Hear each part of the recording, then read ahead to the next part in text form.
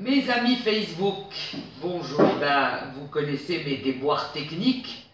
En ce moment, il est interdit de publier ça, mais ma parole, c'est le goulag. Finalement, on n'a pas le droit de s'exprimer. Aller en justice, ça prend des années.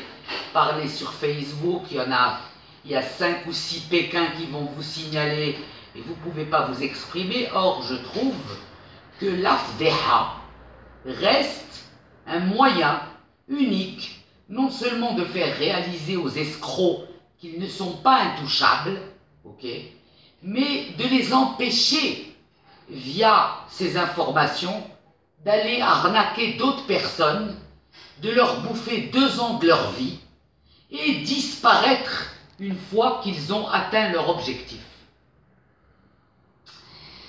Alors, pour ceux qui n'ont pas compris exactement où je veux en venir, j'ai reçu un jour ce cher BC, Monsieur BC.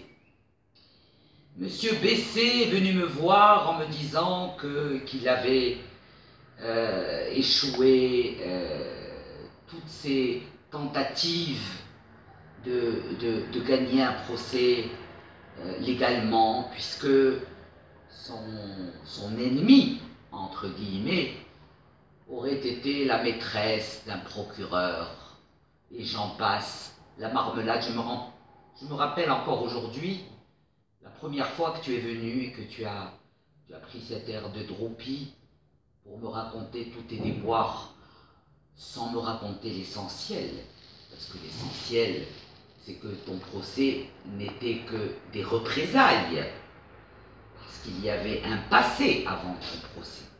Certes, tu as perdu avec des photocopies certifiées conformes, certes, tu as perdu. Mais je peux te dire qu'au cours des 2 ans où tu venais chez moi m'envahir avec tes problèmes, matin, midi et soir, week-end, tu m'as pollué ma life. Je n'ai pas voulu écouter les recommandations des uns et des autres qui me disaient fais gaffe. Chaque fois que j'ai demandé à mes amis Hbabi d'intervenir pour te sortir de ta marmelade, on venait me répondre non, non, Nicole, oulala, nas kbar في هذا dossier, nas kbar عندهم مشكل مع شيتريت. Ok. Pourquoi tu es venu m'emmerder à moi?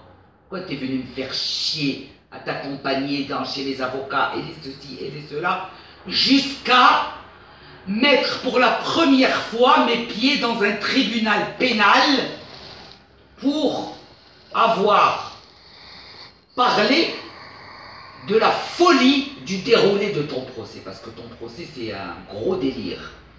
Alors dans cette affaire, dans ton procès, je ne sais pas qui a raison, qui a tort, en tout cas tu as épargné ta villa, ok? Elle devait partir à 3 milliards, on a arrêté la vente aux enchères, et tu l'as vendue à 3 milliards, tu l'as vendue à 9 milliards, stop.